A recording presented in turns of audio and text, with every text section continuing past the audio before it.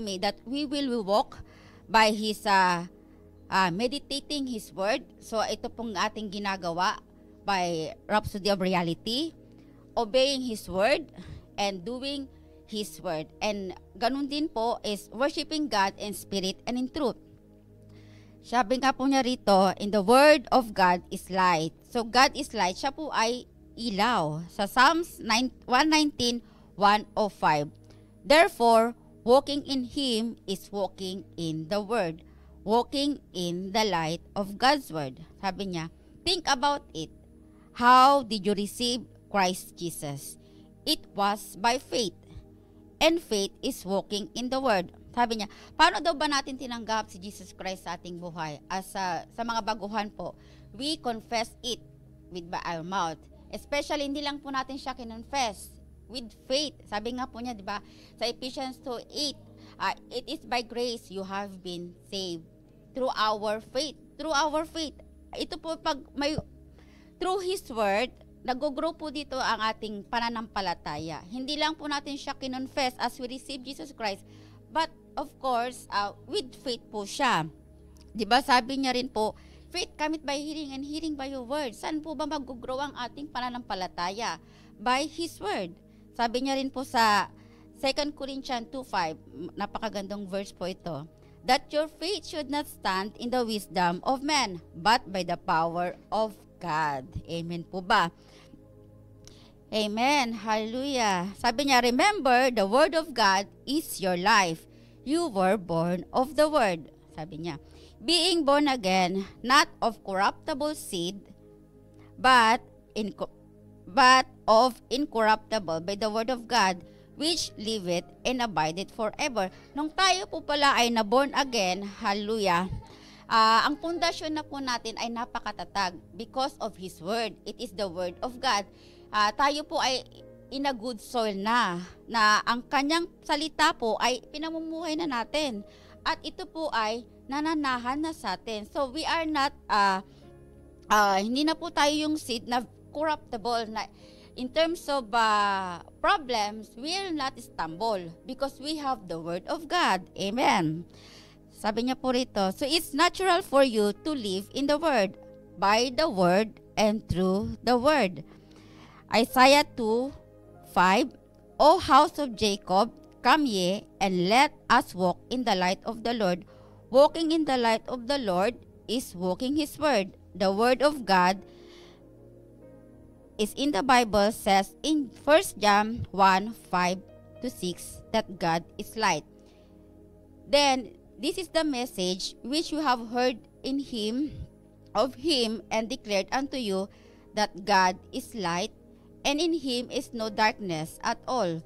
We say that we have fellowship with Him, walk in darkness, we lie, do not the truth. If we lie and do not the truth, sabi niya po dito, na tayo na pong nakarinig ng salita ng Lord. We are not already in the darkness. We are already in the light. Sabi po niya. So, we have fellowshipping with the Lord. Hallelujah. Nilalayo niya po tayo sa ating mga maling ginagawa. We do believe naman po, either po tayo mga naging born again or Kristiyano, we do believe po na Satan is a roaring lion. Anytime po na pwede niya tayong i-deceive, but we are already in the light of God. So ano pong pwede natin gawin? Hallelujah. Declare God's word. Confess God's words in our lives. Sabi po niya, di ba? You can walk in Christ and walk in darkness at the same time. Reveal po sa akin ni Lord ito. Katulad po nung lahat naman po tayo ay hindi po pinanganak na born again na pinanganak, nagsimula po tayo nag-atin po tayo sa Catholic Church.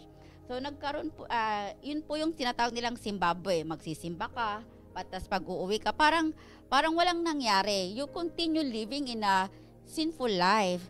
So yun po yung you cannot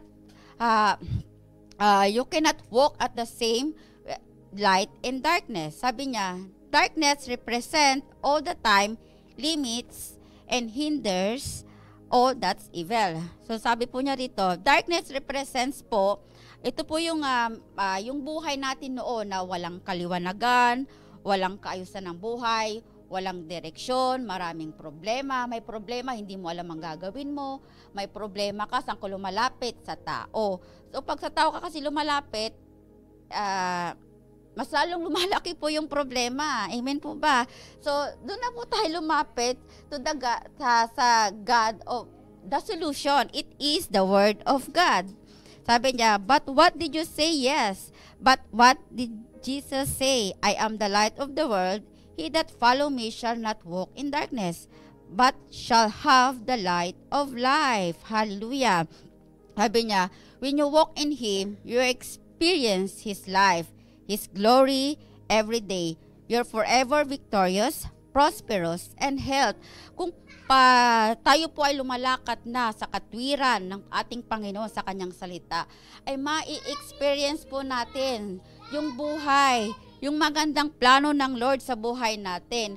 Yung buhay na kasiya-siya, yung buhay na prosperous, victorious, may problema man, alam mo na ang gagawin mo because God is with us. Sabi nga niya po niya, you experience His life. Hallelujah.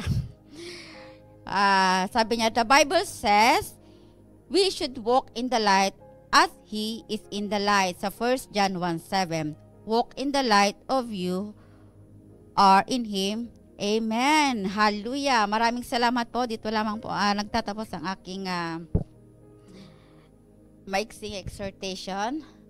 Amen. Tayo po manalangin. Sabi po niya, the Lord is my light. Sabayan niyo po ako. And salvation. In Him, I stand secure forever.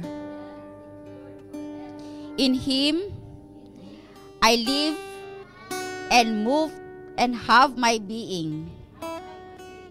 In Him I trust, for His word is true and never fails.